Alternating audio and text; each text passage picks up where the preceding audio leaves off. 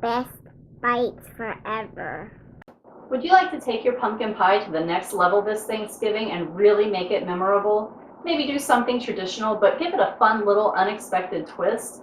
In this video, I'm going to show you how to do just that. Hi, my name is Alicia. Welcome to my channel. In this video, we're making pumpkin pie. I am starting off here with 15 ounces of pumpkin puree. This happens to be a homemade pumpkin puree, but you can definitely use one from the can. No big deal, but I will leave a link of how to make your own at home. I've also added in 8 ounces of goat cheese. The brand that I'm using is Laura Chanel. Of course, you don't have to use Laura Chanel.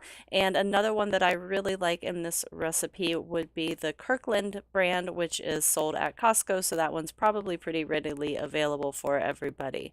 This is what that's going to look like once I get those both mixed together, and now I am ready to mix in 3 eggs. After I get my eggs nice and mixed in, I'm adding in 1 cup of sugar, and I'm just going to mix that in really nicely. Meanwhile, I have my melted butter over here, which has been cooling off since the beginning. It's a 1/4 cup of melted butter, and you do want to let that kind of cool off a little bit before you add it into your mixture here, because you don't want to cook the eggs. Also, drizzle it in while your mixer's running. The next thing that I've added is my pumpkin pie spice, and I put in a total of 2½ teaspoons. Here I have 2 tablespoons of flour, and those are just to help absorb part of the moisture and pull our pie together. And that also had 1/2 teaspoon of salt in it. And then I added in my vanilla, 1 teaspoon of that, and 12 ounces of evaporated milk.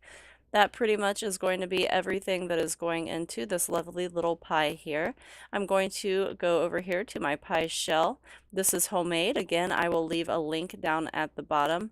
Now, I don't know if I mentioned this at the beginning, although it is in the title, but this was a fun little recipe experiment, and what ended up happening is I had just a little bit of extra pie batter, which I'm going to come back to.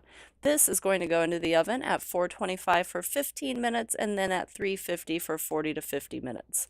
The rest of my batter, I'm going to make myself a delicious little treat with while I'm waiting for my pie to cook. So what I'm doing here is I'm adding in some self-rising flour until I get kind of like a pancake batter consistency, because we are going to make pancakes. Yay! Pumpkin goat cheese pancakes. Yes, that's where it's at, people.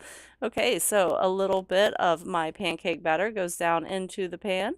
Wait for it to dry off a little bit on the top and give it a flip. And this is actually pancake number 2 because I'm eating pancake number 1, but I wanted to show you the beautiful, soft, amazing, fluffy consistency that I got out of this batter. It actually may be my new favorite pancake batter to make, my new favorite pancakes to make. So here's what the pie looks like when it comes out of the oven. It should have a little bit of jiggle in the middle. That will solidify overnight in the refrigerator, and this is ready to serve. Hi again, everyone. Thank you so much for watching my video. Please give it a like or a thumbs up or whatever you want to call it, and also share it with all of your friends. And if you haven't already subscribed to my channel, there is a subscribe button down below and also a notification bell. If you click on both of those, it will send you notifications of my upcoming videos when I post them.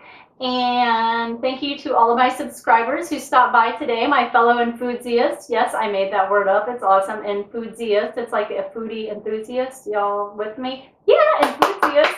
Okay, so welcome back to all of you. It's so nice to see you, and I'm glad that you stopped by today. Lots of love going out to everyone. Mwah, mwah, mwah, and I will see you in the next video. Bye.